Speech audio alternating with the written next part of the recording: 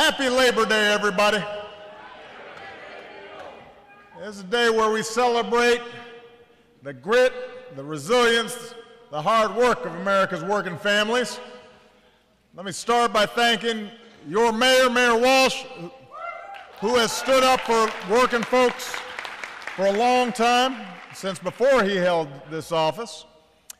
You've got two outstanding senators, Elizabeth Warren in the House, and Ed Markey. I brought along our Labor Secretary, Tom Perez, who's fighting for you every day. I know we must have some other members of Congress here. I love them. And labor leaders who've devoted their lives to working Americans. Some of them caught a ride with me on the way over here. Mary Kay Henry from SEIU. Randy Weingarten from AFT.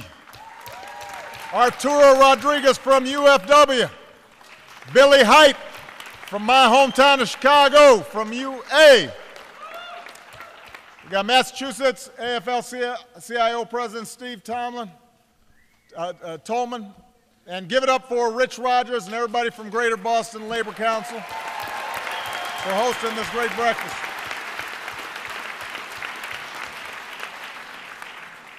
It's always good to be back in Boston, especially when the weather's like this. You know, but pretty soon fall's going to be in the air, students coming back. Pats kick off on Thursday. Brady is free. And I've got a lot of good memories about this city. As we were driving up past the Commons, I was thinking about when I was a student here. Truth is, I was in the library most of the time, so I didn't get to have as much fun as I should have. A couple years ago, I stood with you as you showed the world that no tragedy can compete with Boston Strong. Then there was that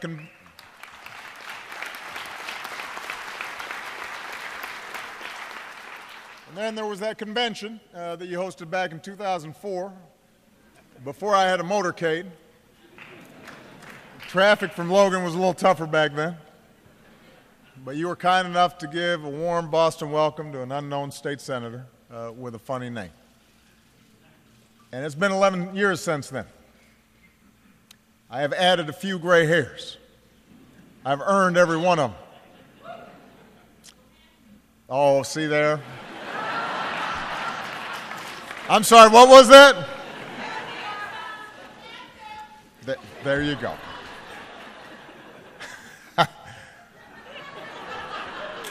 See, now I really feel good. But the words that I spoke that night in 2004 are the same ones that generations of Americans worked for and fought for. That's the belief that America is the most extraordinary of countries, a place only this country where somebody like me could rise to the heights of political office. A conviction that no matter who you are or what you look like or how much money you were born into, we can all make something of ourselves. We can clock in at a job that rewards our work with dignity and security. We can give our kids something better if we're willing to work for it and instill in them the values of hard work and respect for other people and love of country, and the notion that here in America we're all in it together, that we are the United States of America. We're a union. And those are the beliefs that built this country. Those are the beliefs that built the strongest middle class the world's ever seen. But it wasn't just beliefs, it wasn't just words that built the middle class in this country. You know, you got to say more than America's great, and that's it. You got to work for it. It's not enough just to say America's exceptional. You got to prove it. You got to work to keep it that way. And that's what generations of the labor movement have done. It was hard-working Americans who marched and organized to help working families get ahead. It was hard-working folks who demanded not simply a bigger paycheck for themselves, but more security for the folks working next to them, too. They were the ones who were out in the cold on picket lines. They were the folks who were dealing with the Pinkertons. They were the folks who sometimes got beat or got fired for organizing, got threatened, and stood up for an idea that everybody deserves a fair shake. And those folks, your parents, grandparents, great-grandparents, they're the ones who gave us the 40-hour work week. They're the ones who gave us overtime and the minimum wage and all kinds of things that folks now take for granted. It was those fights that gave us health insurance and Social Security and Medicare and retirement plans. All those gains are union-made. They're stamped with the union label. They're what we celebrate today. And those values that built the middle class, working people's values, ordinary folks' values, that's what's guided me every day as president. I came in during the worst recession any of us have ever seen. And we've worked to rebuild our economy on a new foundation, to make it stronger for everybody. It's working folks who helped power our economy to 66 straight months of private sector job growth, the longest streak on record.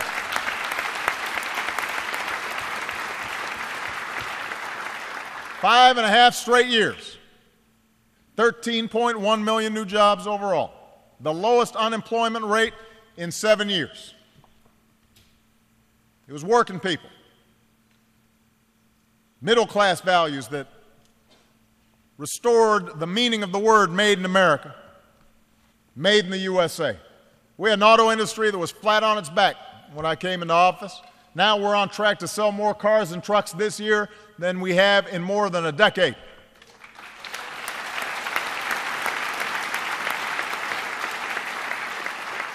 American manufacturing had been declining for a decade. And then we came in and we nearly created 900,000 jobs in 5.5 years. Fastest manufacturing growth that we've seen in a very long time.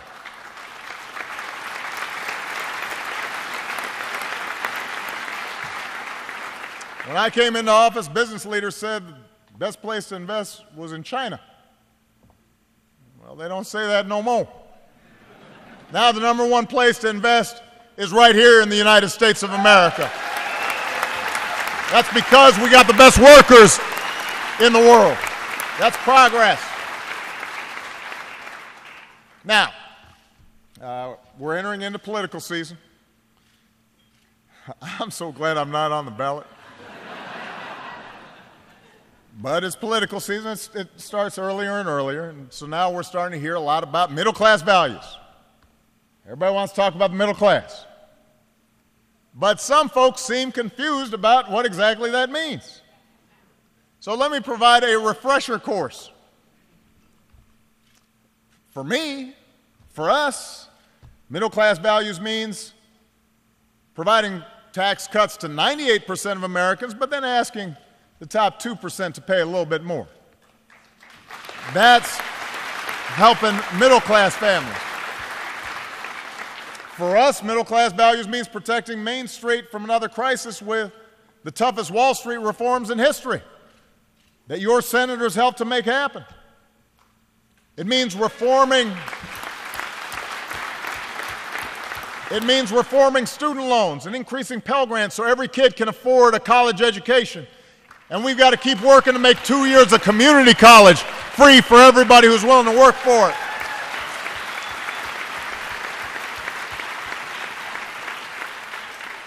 It means helping 16 million Americans gain the security of health insurance, because nobody in America should have to live in fear of going broke just because they or somebody in their family got sick.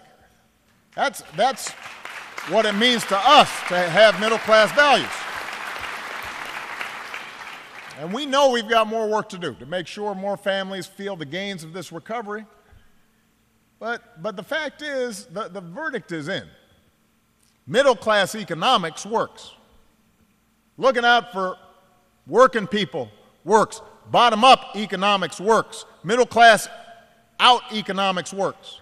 When you make sure everybody gets a fair shot and a fair shake, and you're fighting for decent wages for workers, and making sure they've got decent benefits, when you reward people who are playing by the rules, that's how everybody does better. That's how America gets ahead.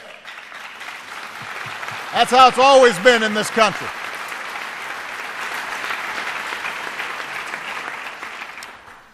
Unfortunately, there are some folks in Washington and some folks who are trying to get to Washington who don't want to face these facts. No matter whether we're supporting working families or signing up folks for health care or anything else that we do, we keep on hearing back from them, oh, you're going to destroy jobs. You're going to destroy business. You're going to crush freedom. You can't have a minimum wage for people. It's bad for business, bad for jobs. You can't provide people health care. It's going to destroy the economy. In their world, the only way to help the country grow and help people get ahead is to cut taxes for millionaires and billionaires and loosen up rules on big banks and polluters, and then you just wait, and then you look up at the sky and prosperity will come raining down on us from the top of the whatever high rise is in your city. But that's not how the economy works. That's not how working people get ahead. And that mindset, that ideology is what's been shrinking wages and increasing inequality and wrecking the economy for a long, long time. And we're fighting to reverse it, but these folks are pretty stubborn. I will give them credit.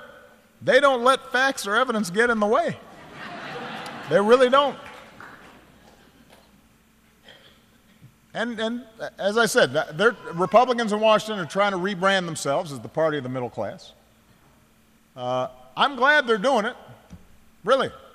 I mean, I want them to start rethinking their positions on issues. I'd love to work with them on stuff. But you can't just talk the talk. You got to walk the walk. You can't talk middle class and then do things that hurt the middle class. You can't say you care about working people and then do things that hurt working people. I'll give you an example. Right now, Republicans in Washington have the chance to prove they really care about working families. Congress has to pass a budget by the end of this month, or they risk shutting down the government for the second time in 2 years. Now, everybody knows the world economy is pretty volatile right now.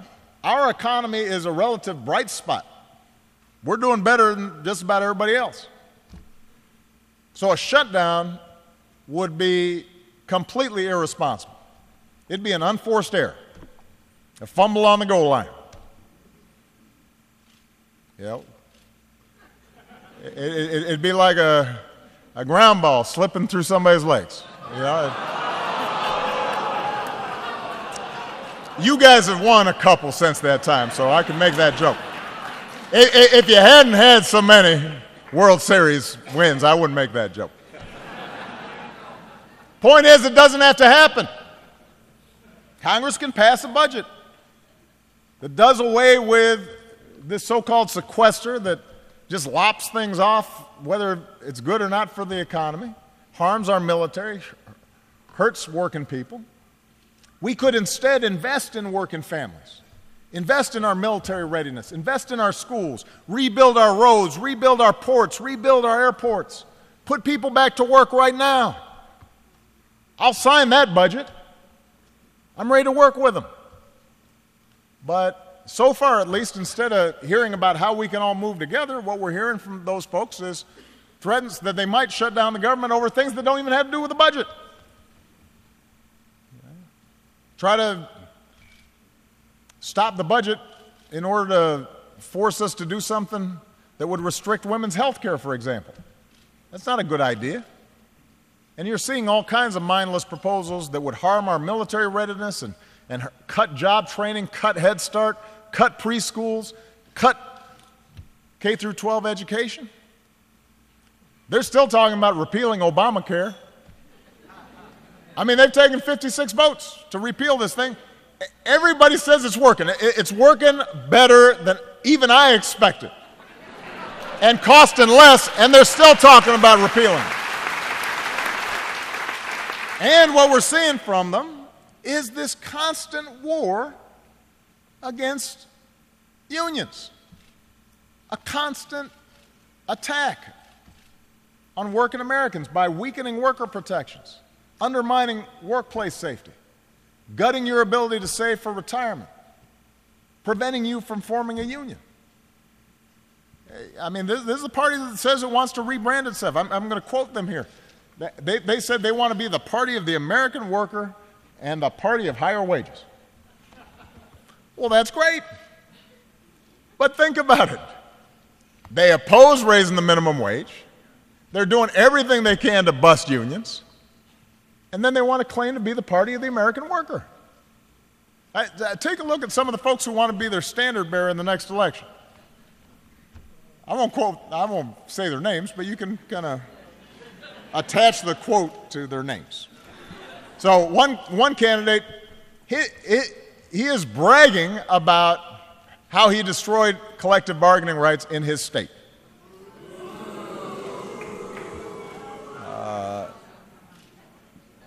And says that busting unions prepares him to fight ISIL. I didn't make that up. That's what he said. Really? A whole bunch of them are hoping to make right to work the law of the land. They think that's the answer to economic prosperity. You had one who blamed unions for the women's pay gap. Think about that. So if there were no unions, then suddenly women are all going to be paid equal? These are the same folks who fought against equal pay legislation in Congress. And then there was the guy, these guys are running for office. They're running for the presidency, who said a union deserves a punch in the face. Really? Tell me how you really feel. It reminds me of something our old friend Ted Kennedy used to say. What is it about working men and women that they find so offensive? Why are they so mad about folks just trying to make a living, keep a roof over their heads, go to work every day, look after their families, rebuild their community? Why are you mad about that? These are the folks who built America. These are the folks that allowed businesses to prosper.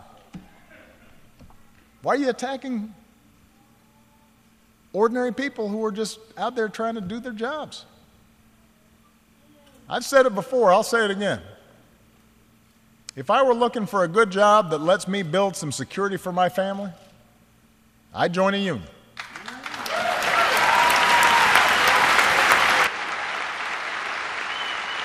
If I wanted somebody who had my back, I'd join a union.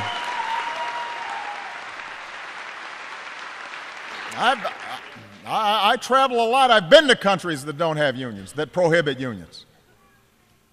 That's where you've got still child labor. That's where you have terrible exploitation and workers are constantly being injured and hurt and there are no protections. And that's true for everybody because there's no union movement.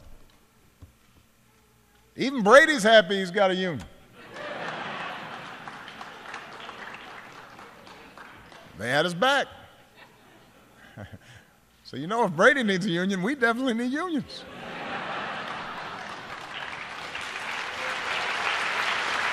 So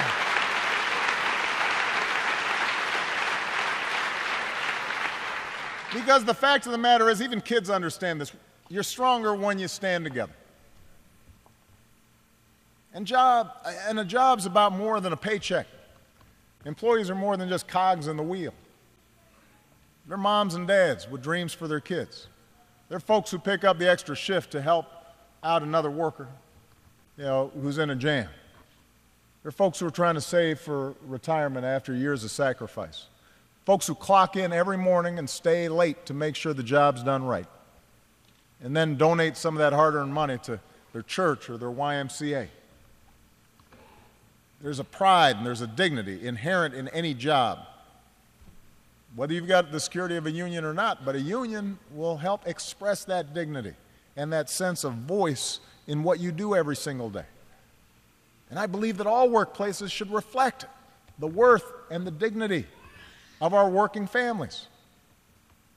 That's why we fought for worker safety. That's why we fight for the right to organize. That's why we're hosting a White House Summit on Worker Voice next month, to make sure that working Americans share in the blessings of this country, and why people who aren't in unions right now need to understand why unions are so important.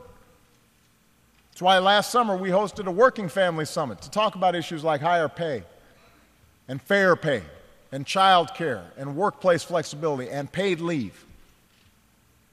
These things aren't just good for working women and working families, they're good for business too. They're good for the economy as a whole. Now, the good news is, for the past couple of years, working in concert with great members of Congress like Ed and Elizabeth, we've taken steps to address some issues facing working families. And we've had the cooperation of governors and mayors in a lot of places. 17 states, about 30 cities, have answered the call to raise the minimum wage. I raised wages for federal contractors.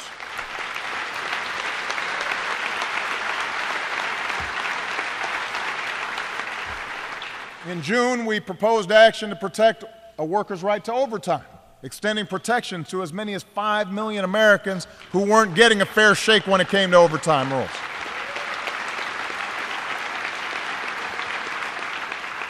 It's a pretty straightforward proposition. If you're working harder and longer, you should get paid for it.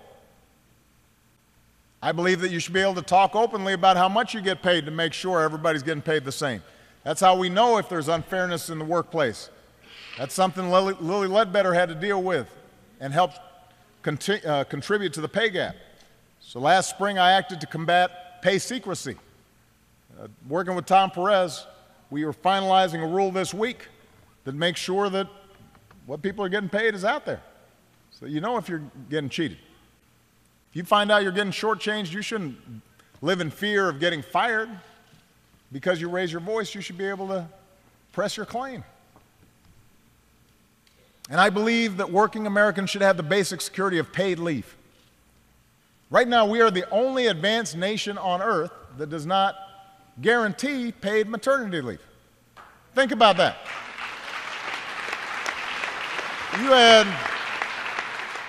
One study found that nearly 1 in 4 working moms return to work within 2 weeks of childbirth. Think about that. Now, for the men in the audience in particular, think about that. We wouldn't even go to work if we had to carry around somebody for 9 months.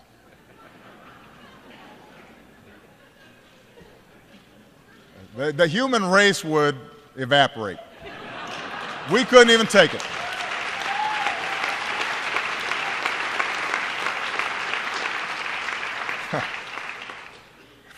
And then the notion that after you had that baby, you had to go back to work 2 weeks later.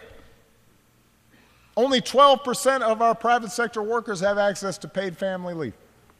We got millions of people who can't care for a loved one with a serious illness without losing a paycheck or risking their job. And there's a good proposal out there, the Family Act, that would deal with some of these issues. I'm calling on Congress, take a cue from the rest of the world, work together in a bipartisan fashion. Find a way to make paid leave, paid family and medical leave a reality for all Americans. That's something we should be doing. It's past time to do it.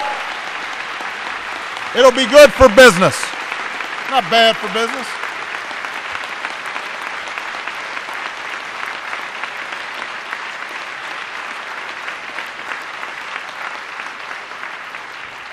And while we're at it, pass a national policy for paid sick days as well.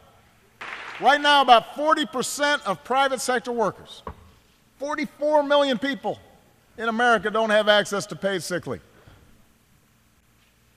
You've got parents who have to choose between losing income or staying home with their sick child. You have victims of domestic violence or sexual assault who can't seek medical attention or counseling because they might have their pay docked. Let's face it, nobody wants a waiter who feels like they have to come to work when they're coughing or contagious. But if they don't have sick leave, what are they going to do? They've got to pay the rent. That's not good for anybody. Now, unfortunately, only Congress has the power to give this security to all Americans. But where I can act, I will. And by the way, I just did. As we were flying over here, I signed a new executive order requiring federal contractors to allow employees who work on our contracts to earn up to 7 paid sick days a year.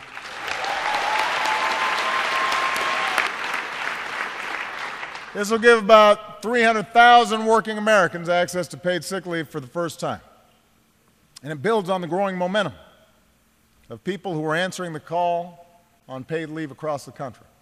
Right now, you've got dozens of cities, Pittsburgh, Philly, Atlanta, who've adopted paid sick leave or paid family leave policies.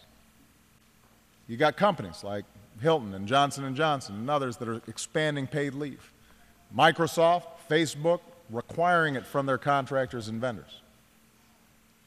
And we've seen that many companies, including small businesses, support these policies because they understand it helps with recruitment and retention. It helps you keep good employees. One study in Connecticut shows that 3/4 of companies are on board with their state's paid sick leave law. And here in Massachusetts, you're already ahead of the game. Last fall, folks easily approved paid sick leave throughout the Commonwealth. In May, Mayor Walsh signed an ordinance allowing for up to 6 weeks of paid parental leave for city employees. You all should be proud of what you're doing for working families in this state.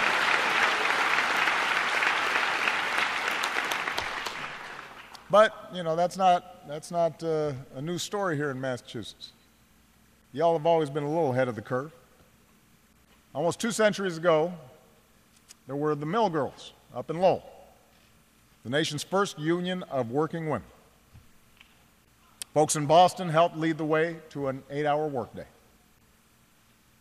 Generation by generation, from the textile and trolley workers to the hotel and parking workers of today, hardworking men and women, like all of you in this Commonwealth, have stood up for working families.